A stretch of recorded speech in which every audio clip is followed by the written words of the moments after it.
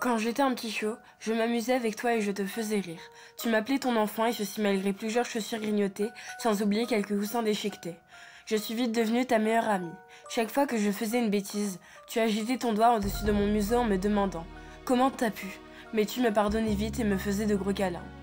Je me souviens de ces nuits tout près de toi, dans ton lit où j'écoutais tes confidences et tes rêves les plus secrets, et je pensais que la vie ne pourrait pas être meilleure. Nous avons fait de longues balades et des jeux dans le bois, des balades en voiture, des pauses pour manger une glace. Je n'avais le droit qu'au biscuit car tu disais « La glace, c'est mauvais pour les chiens », et je faisais de longs sommes au soleil en attendant que tu rentres le soir. Peu à peu, tu as commencé à passer plus de temps au bureau et plus de temps à chercher une compagne. J'étais patiente, je t'attendais sagement à la maison. Je t'ai réconforté après les déceptions quand tu avais le cœur brisé. Je ne t'ai jamais grondé quand tu prenais la mauvaise décision.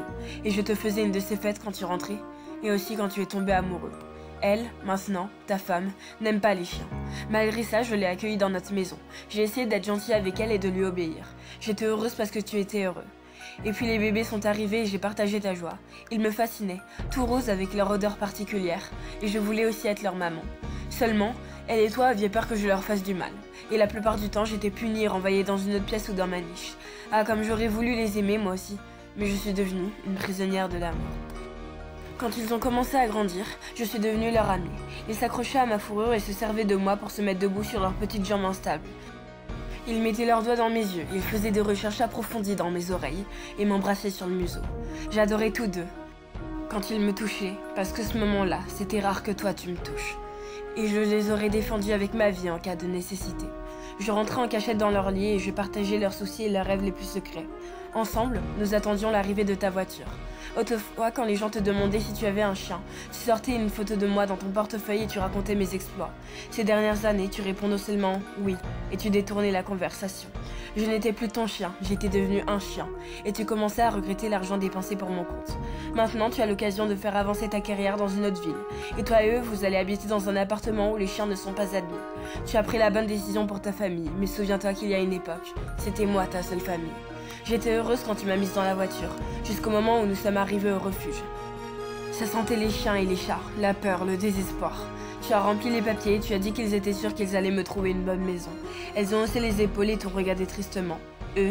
Elles connaissent la triste vérité, les difficultés de placer un chien qui n'est plus tout jeune, même un chien avec des papiers en règle.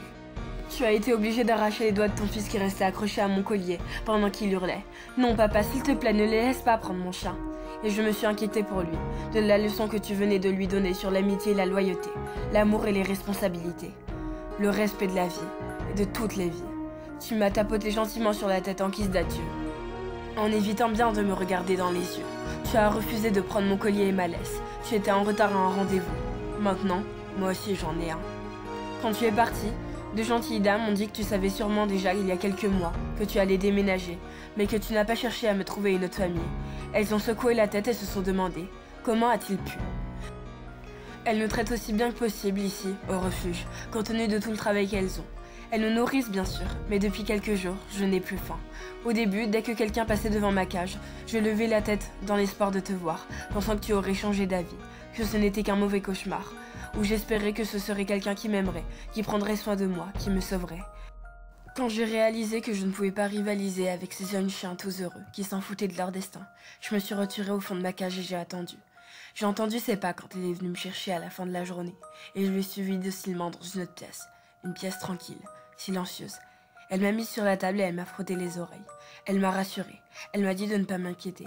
Mon cœur battait à tout va en pensant à ce qui allait venir, mais j'avais aussi un sentiment de soulagement. La prisonnière de l'amour n'avait plus de jour devant elle. Telle est ma nature. Je me faisais plus de soucis pour cette femme. La charge qui pèse sur elle est lourde. Ça, je le sais, comme je devinais autrefois chacune de tes humeurs. Doucement, elle a mis le tourniquet autour de ma patte. Une larme coulait sur sa joue. J'ai léché sa main comme je t'aurais conforté il y a tant d'années de ça. Elle a mis l'aiguille dans ma veine et quand je ressentis la piqûre et le liquide froid qui gagnait mon corps, je me suis allongée. Je l'ai regardée dans les yeux, si gentil, et j'ai chuchoté. « Comment t'as pu ?» Peut-être parce qu'elle comprenait le langage des chiens. Elle m'a dit « Je suis vraiment désolée ». Elle m'a câlinée, elle m'a vite expliqué que c'était son devoir de s'assurer que j'allais dans un endroit meilleur, où je ne serais ni ignorée, ni abusée, ni abandonnée, où je devrais me défendre toute seule, un endroit où il y a de la lumière, de l'amour tout à fait différent de notre terre.